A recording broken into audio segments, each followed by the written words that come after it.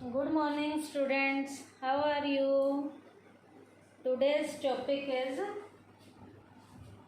objectives of financial management. बेटा financial management के topic में आज हम स्टार्ट करने जा रहे हैं ऑब्जेक्टिव्स ऑफ फाइनेंशियल मैनेजमेंट। एक फाइनेंस के मैनेजर का फाइनेंस की मैनेजमेंट में उसका ऑब्जेक्टिव क्या होना चाहिए।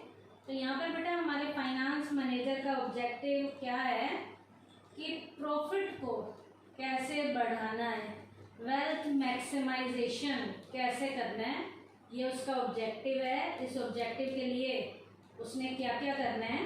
Objective of financial management are directly related to the fact as to what should be the top most या upper most in the mind of the financial manager while taking 3 financial decision.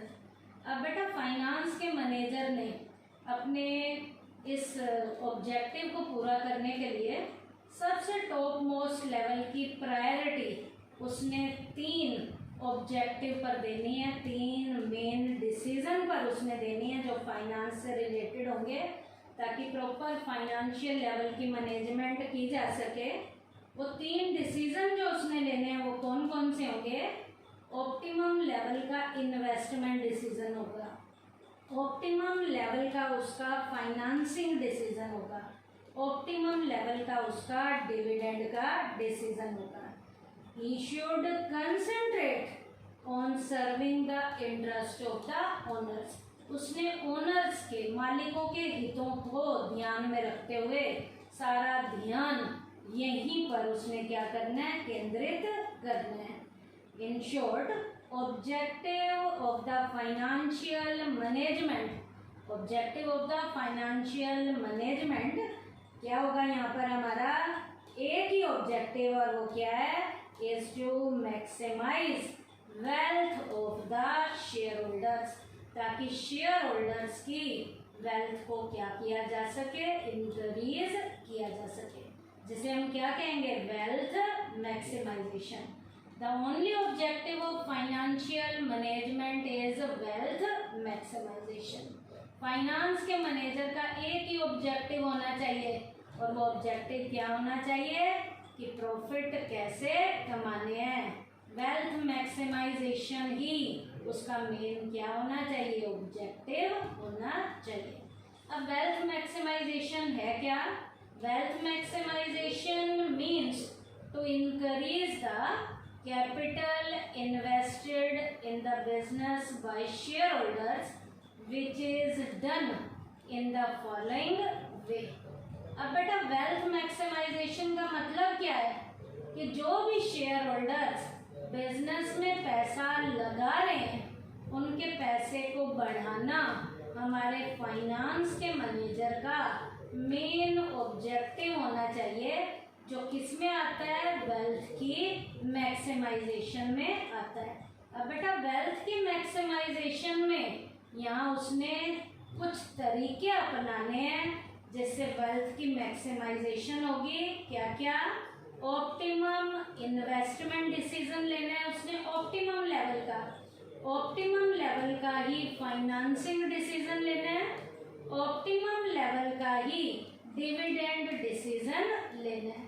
तो wealth को maximise करने के लिए financial manager ने 3 तरीके अपनाने हैं, ऑप्टिमम इन्वेस्टमेंट डिसीजन को, ऑप्टिमम फाइनेंसिंग डिसीजन को, ऑप्टिमम डिविडेंड लेवल के डिसीजन को। अब इन 3 पर्पसेस को वेल्थ मैक्सिमाइजेशन के जरिए क्या किया जाता है, पूरा किया जाता है। अब वेल्थ मैक्सिमाइजेशन में यहाँ पर हमारा फाइनेंस मैनेजर मालिकों के हितों की रक्षा करेगा। According to this approach, owners interest can be best served by wealth maximisation and this is the real objective of financial management। बेटा फाइनेंस की मैनेजमेंट का सबसे बड़ा मेन ऑब्जेक्टिव ही मालिकों के लिए वेल्थ मैक्सिमाइजेशन करना है। प्रॉफिट से और ज़्यादा प्रॉफिट कमाना है, जो भी इन्वेस्टर, जो भी शेयर होल्डर कैपिटल इन्वेस्ट कर रहे हैं, उन्हें उनकी इन्वेस्टमेंट के बदले में बढ़िया दिलवाना ही हमारे फाइनेंस के मैनेजर का मेन क्या होगा, ऑब्जेक्टिव होगा। अब इसके लिए वेल्थ मैक्सिमाइजेशन का मीनिंग भी मैं आपको बता चुकी हूँ क्या होता है। To increase the capital invested in the business, business में जो कैपिटल इन्वेस्ट की जा रही है उसे इंक्रीज करना ही क्या होता है, वेल्थ मैक्सिमाइजेशन होता है। Market price of the shares is the index of capital invested. अब बेटा कैपिटल जो इन्वेस्ट की जाती है, जो कैपिटल इन्वेस्ट की जाती है वो शेयर की मार्केट प्राइस होती है। मार्केट प्राइस क्या है, shares is the index of capital invested, कि कैपिटल जो है शेयर्स में इन्वेस्ट जो की गई है। If the market price of the share increases, यदि बेटा शेयर्स की मार्केट प्राइस इंक्रीज होती है, it can be said that the capital invested by the shareholders has been appreciating। इसका मतलब जो शेयर होल्डर बिजनेस में पैसा लगा रहे हैं वो अप्रिशिएट किया जा रहा है, इसका मतलब प्रॉफिट से और ज़्यादा प्रॉफिट कमाया जा रहा है। ऑन द कॉन्ट्रेरी, इसके उलट, fall in the market price of the shares has an adverse effect on their wealth. अब बेटा इसके उलट जब शेयर्स की मार्केट प्राइस गिर रही है, इसका मतलब उनका पैसा जो है एप्रिशिएट नहीं किया जा रहा, उनका पैसा लगाने के बाद नेगेटिव रिजल्ट आ रहे हैं, जिसके कारण शेयर्स की मार्केट वैल्यू क्या हो रही है, गिरनी शुरू हो गई है।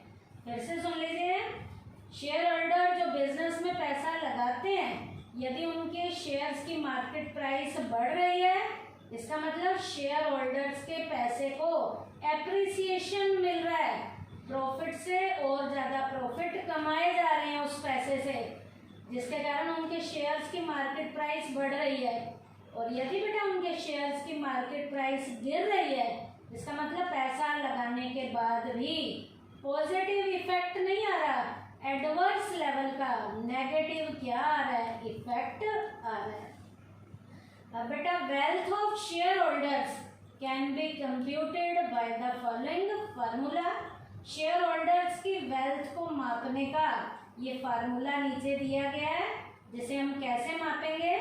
Share holders current wealth in a company, एक कंपनी में शेयर होल्डर्स की करंट वेल्थ को यदि मेजर करना है तो कैसे मेजर करेंगे, number of shares multiply market price पर शेयर।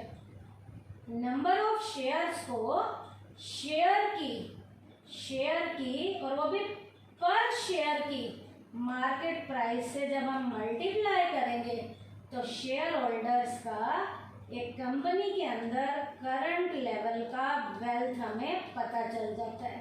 तो इस फार्मूले के जरिए करंट वेल्थ जो है शेयर होल्डर्स की कंपनी के अंदर जो है उसे इस फार्मूले के जरिए हम मेजर कर सकते हैं। और फार्मूला क्या है, number of shares multiply market price पर शेयर। अब जैसे बेटा एक एग्जांपल दिया हुआ है यहाँ पर, a person boys 100 shares of XYZ company at the rate of ₹100 per share, it means that his wealth in the company is rupees 100 into 100 कितना आएगा, ₹10,000।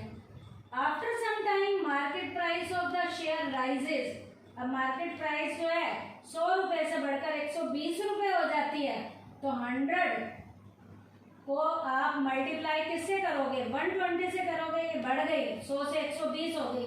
अब शेयर की मार्केट प्राइस हम कम करके भी बता सकते हैं, 100 से कम होकर यदि 80 पे आ जाती है तो 100 को 80 से आप क्या करोगे, मल्टीप्लाई करोगे।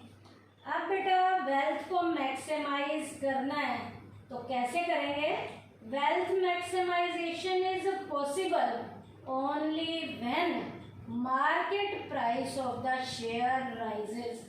अब बेटा जब मार्केट प्राइस शेयर की बढ़ रही होती है तभी ही वेल्थ का मैक्सिमाइजेशन पॉसिबल होता है। जब भी शेयर की मार्केट प्राइस बढ़ती है तो शेयर की मार्केट प्राइस के बढ़ने से ही वेल्थ का क्या होता है, मैक्सिमाइजेशन होता है। अब वेल्थ के मैक्सिमाइजेशन के लिए भी हमारे फाइनेंस के मैनेजर को एफर्ट्स करने पड़ेंगे ताकि ये वेल्थ का प्रॉपर तरीके से क्या हो, मैक्सिमाइजेशन हो। It is therefore clear that the wealth maximisation is possible only when market price of the share rises. अभी मैंने आपको बताया कि वेल्थ मैक्सिमाइजेशन पॉसिबल ही तभी होगा जब शेयर्स की मार्केट प्राइस क्या हो रही होगी, बढ़ रही होगी। The question arises here, what steps should be taken by the finance manager to raise the market price. अब बेटा यहाँ क्वेश्चन क्या है, एक ही क्वेश्चन हमारे दिमाग में आता है कि हमारे फाइनेंस के मैनेजर ने क्या एफर्ट्स करने हैं ताकि शेयर्स की मार्केट प्राइस बढ़े और वेल्थ का क्या हो, मैक्सिमाइजेशन हो। तो यहाँ पर आंसर एक ही चीज से मिलेगा। Answer of this question is that he should take all the 3 main finance decision given below. उसने जो ये नीचे मैंने आपको ये 3 डिसीजन बताए हैं, ये हमारे फाइनेंस के मैनेजर ने प्रॉपर तरीके से ये डिसीजन लेने हैं ताकि वेल्थ का मैक्सिमाइजेशन होना शुरू हो जाए, शेयर्स की मार्केट प्राइस जो है बढ़नी शुरू हो जाए। इस वेल्थ के मैक्सिमाइजेशन के लिए हमारे फाइनेंस के मैनेजर ने ये 3 डिसीजन बहुत बढ़िया तरीके से लेने हैं। क्या क्या, optimum investment decision, optimum financing decision, optimum dividend decision. अब हम एक एक करेंगे। पहला हम करेंगे ऑप्टिमम इन्वेस्टमेंट डिसीजन। है क्या ये?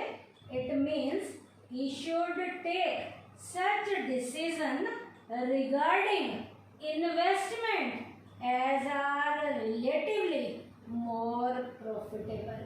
अब बेटा यहाँ पर हमारे फाइनेंस के मैनेजर ने ऑप्टिमम इन्वेस्टमेंट के डिसीजन में क्या डिसीजन लेना है कि जो भी पैसा इन्वेस्ट किया जा रहा है वो ऐसे पर्पसेस में लगाया जाए जहाँ लगाने के बाद ज़्यादा से ज़्यादा उसे क्या हो, प्रॉफिट हो। तो इन्वेस्टमेंट का डिसीजन इस तरीके का ऑप्टिमम लेवल का लेना है कि पैसा उन पर्पसेस में लगाया जाए जहाँ पैसे को लगाने के बाद प्रॉफिट क्या हो, पहले से ज़्यादा हो। तो ये डिसीजन कौन सा है? Optimum investment decision. सेकंड है ऑप्टिमम फाइनेंसिंग डिसीजन। बेटा यहाँ ध्यान देना, यहाँ फाइनेंस वर्ड नहीं है, यहाँ क्या है, फाइनेंसिंग। तो ध्यान देना है यहाँ पर optimum financing decision. It means that he should make such a mix of डेब्ट capital and share capital as has the maximum cost of capital.